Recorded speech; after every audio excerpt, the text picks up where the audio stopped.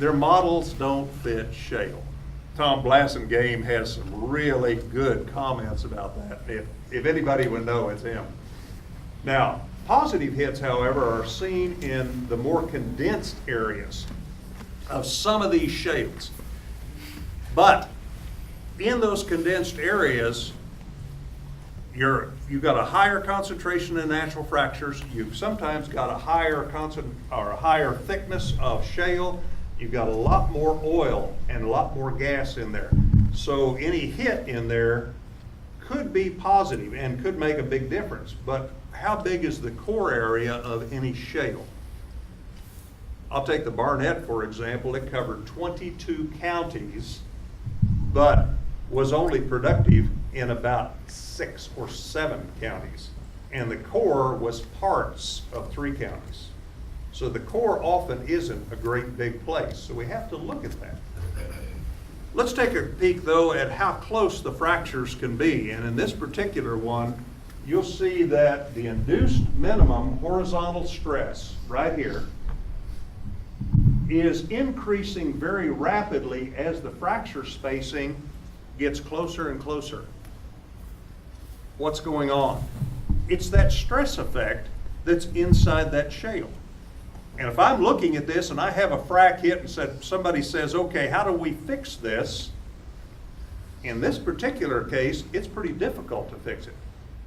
Now, if I have a zone out here with the fracs are every 100 feet down the way, and we have a bad frac hit and the production goes down, we can actually put some plugs and sleeves and operate or put in some new perfs in there and refrac that well. So it's a mechanical solution. Right now what we're dealing with is I'm trying to figure out what tools we have available to us that would show us the cause of the damage in the well. Let's forget about that it was hit, but the production went down. We need to figure out the cause. And we've got methods to remove or to overcome some of this, but it's a little difficult if you don't know where to start. Now, if I go to this one, and all this shows, and this is a frac that's, there it is. This is a 300-foot growth, 300-foot height growth. To get width, you've got to have height growth. The two are just related here, but the further this pushes out, the longer this frac gets, the more stress I build up in the area right around it. So I could do some small fracs that were real close together. But if I want to do big fracs, I have to back off a little bit and space those fracs out wider from each other. Now this gets back to, how do you want to do this? Do you want to try to create planar fracs, or do you want to try to create complex or network fracs? This is still in discussion. A lot of people don't think that there's anything but planar fracs, because that's what all their models say. But the discrete fracture network modeling is actually progressing. I've seen some promising data on that. I don't know whether they'll ever be able to get a computer to run it, but they have some pretty good information. The issue around this is, and they've known this since 1988, if you, let's say you're going to do a frac, pick a number, what's your target rate? 60 barrels a minute, maybe 100 barrels a minute. You tell that to a pumper, bam, 100 barrels a minute. It's right there. And I'll guarantee you, in the Barnett, out of the area where the core, out of that core area where it has no frac barrier below it or above it, you're going to blow the frac clear out of the zone. I've seen it time after time. And this is where we got into 100 mesh sand, is because when we put bigger sand in there, it wedged and shot the frac completely out of zone. So those were some kind of learning examples. We didn't have a lot of laboratories to tell us, because basically every shale in North America has been opened by independent companies, which typically don't have research centers. The big companies stayed out of it. Now they're getting into it, now that it's a little bit understood, and we're starting to see a lot better science, which is a great thing. So small fracs, if I'm just doing a couple of small transverse fracs out here, if I don't push that thing out too far and that frac's still pretty narrow, I might be able to get another frac in 20 feet from there. But if I make that thing really long, like a big long planer frac, and I put a 500,000 gallons of fluid in there and a whole bunch of proppant, can I break that down? And I've tried that out in the field. Had pretty good carte blanche to do any of that I wanted when I was working the Barnett, and we actually tried that. And it gets really hard to create fracs even in the Barnett when the perf clusters are less than 25 feet apart. So this is something to keep in mind as you go through it. So the design is important. Now, where it becomes just critical is when those fracs are very, very close together, because that stress overlap from that red curve to the pressure curves there, from the red to the blue, as that gets longer and longer, as those fracs grow, they start interfering with each other.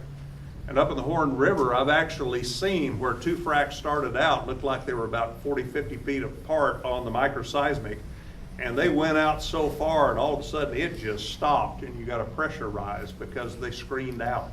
Literally could not get them to go any further. Now, if you push the handle on this too much, you get too much pressure, that's where you break out a zone and extend it, and that's where you can get a frac hit.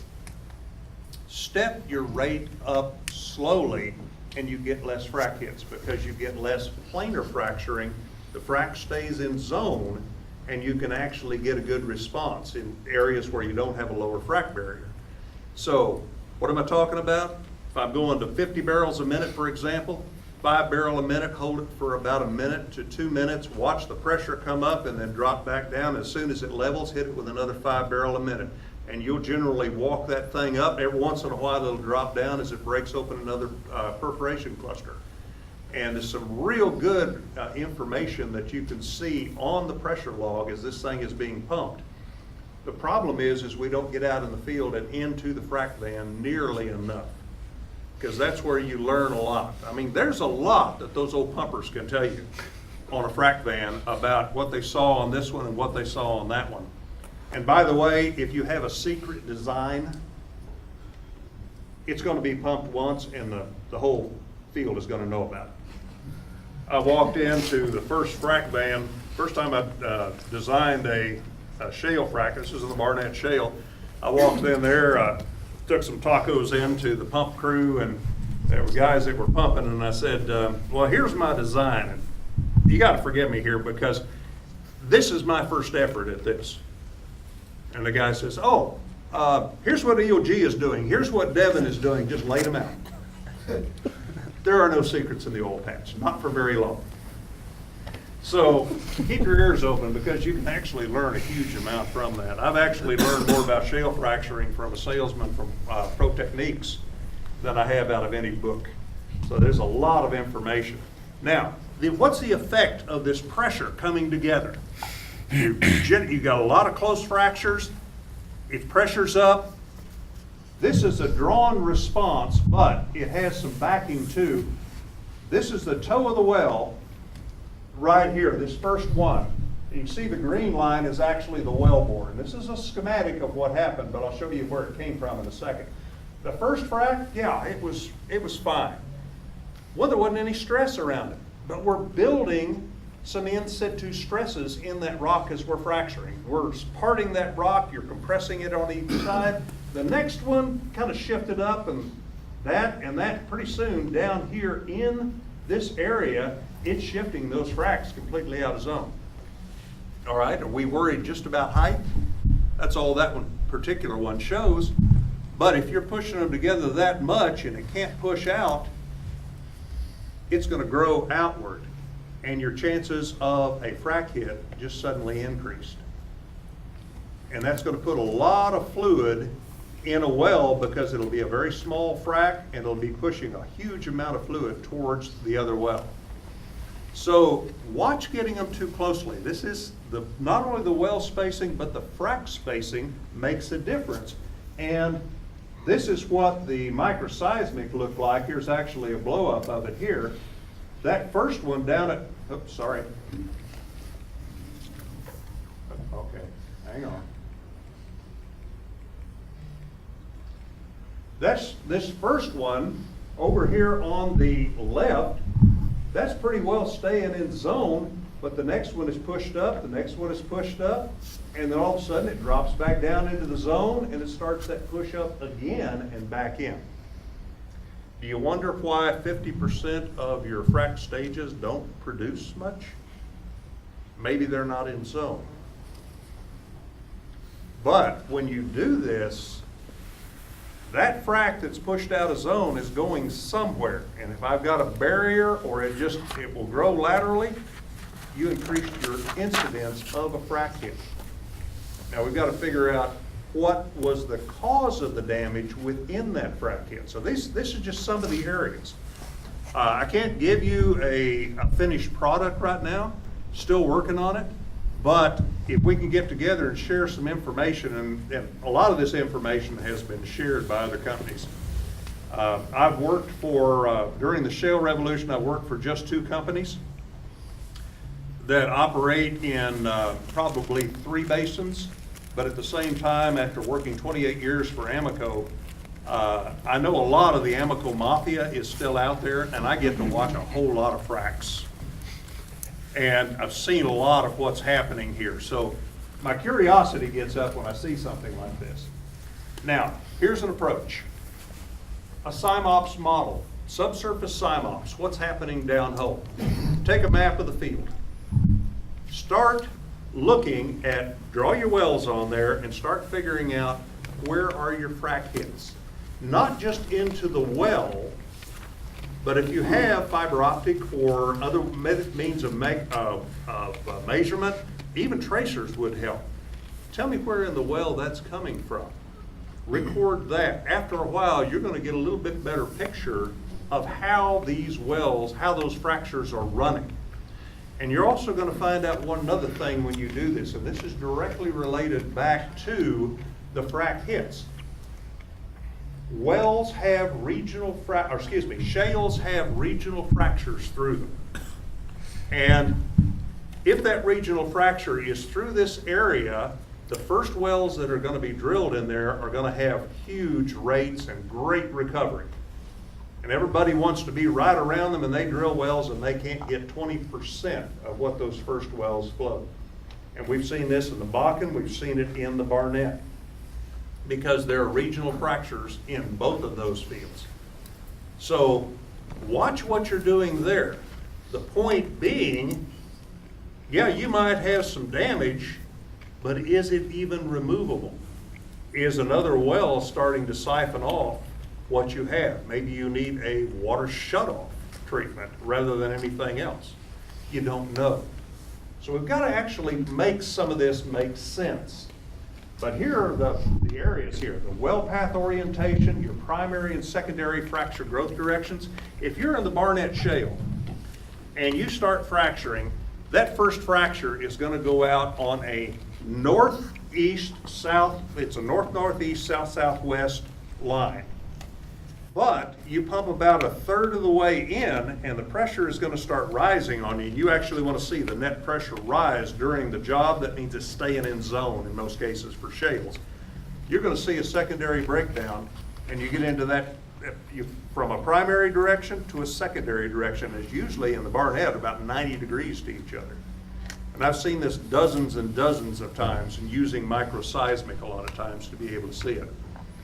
So watch what's happening here, because when that switches directions, you can hit a whole line of wells that you haven't gotten into before, and that's unexpected. But if you make that SIMOPS map, you can see a little bit about what's happening out there. I would like to know the difference between near field and far field stresses and how to judge those things. What's happening? I know right at the wellbore, I'm changing the in situ stresses in the rock simply by fracturing. Going down through there and creating fractures, I'm changing in situ stresses. How far out does that reach? And how does that affect planar and complex frac developments? Because what are we trying to do here in fracturing? We're trying to increase the contact area. And if this was just a planar frac, you know, with just wellbore being here and one plane this way and one plane this way, I always think they're the same length and look exactly alike. Well, that's what the models say. But what do they really look like? And quite honestly, we're one of the few engineering groups in the world that construct a product that we can't see. It's 1 to 5 miles away from you. You can't see it, you can't touch it, you can't hear it, and you sure don't want to smell or taste it. So everything we know about fracturing, we've had to deduce from feeds of logging information, microseismic tilt meters, just anything we can find, but we have to make this make sense. So a lot of what we're doing is trial and error. And that's the way shales were opened up. We're getting a little closer now on some of this stuff, but we still need to do the basics around production engineering. Look at the well-to-well proximity, look at the bubble maps. How much is it produced? Look at the geological changes. One of the things that really surprised us here a couple of years ago was one of the companies did it's about a 4,000 foot long lateral, and they fracked the toe down there. They had microseismic running, and here's this beautiful planar fracture. But part of it turned at the last and ran right down the wellbore. Well, the next one was mostly planar, but pretty good secondary direction.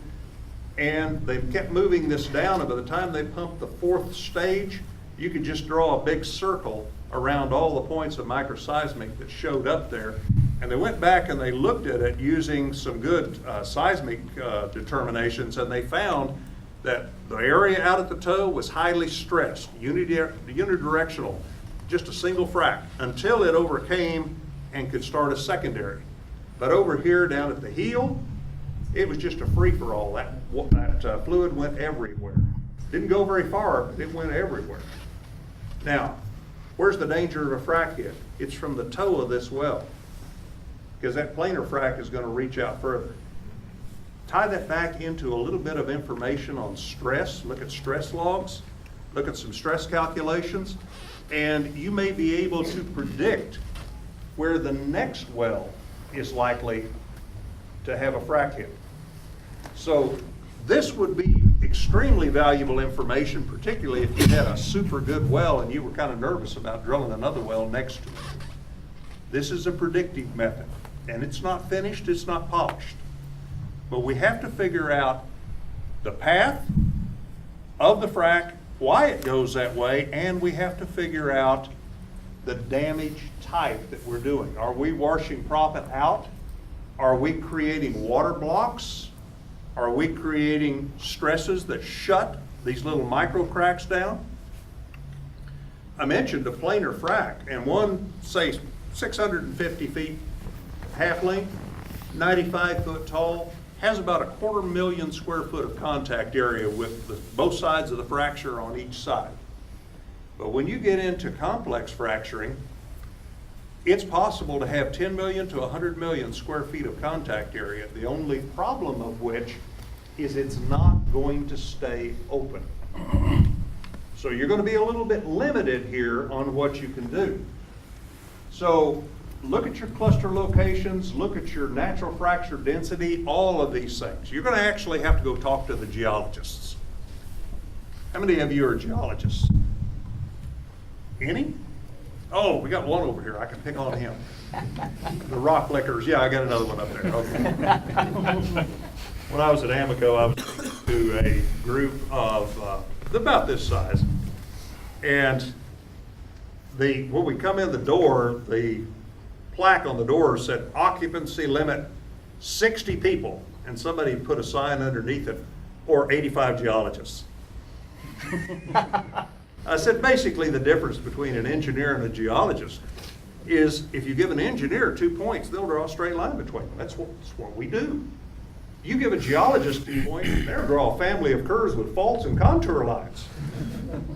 And I had one of my friends who was the geologist that I was teasing. He looked at me absolutely deadpan faced and he said, "Who needs 2 points?"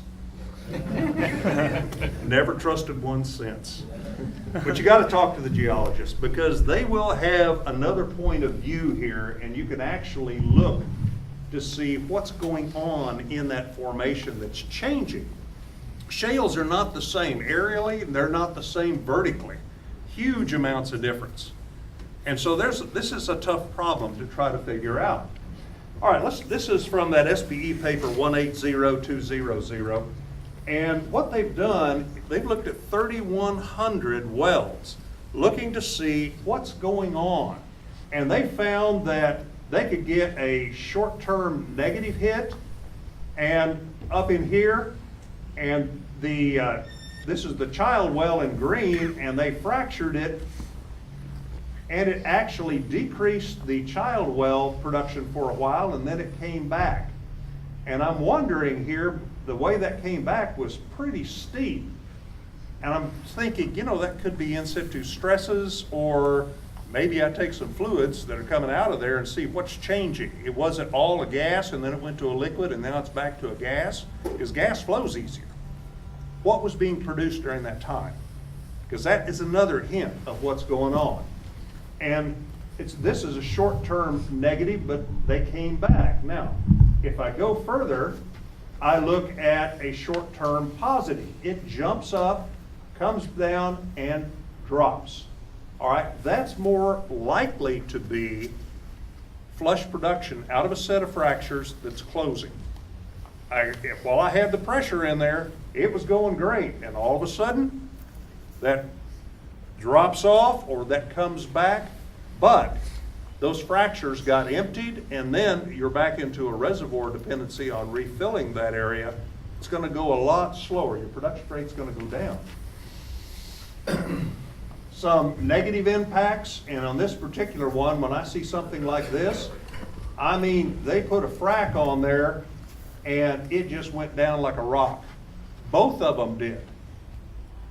What I'm scratching my head about here is, if you look at shales, the average water saturation in a shale is going to be about 20-25%. If it gets over 30%, kind of scratch your head about water saturations here. Is there a source of water coming up through the natural fracture system? Because that can flood your well. I've had that happen to me. But if they are extremely low permeability, and this works for conventional reservoirs as well as unconventional reservoirs, if you have less than 10% water saturation, find another fluid other than water to frack that well with, because it's going to absorb water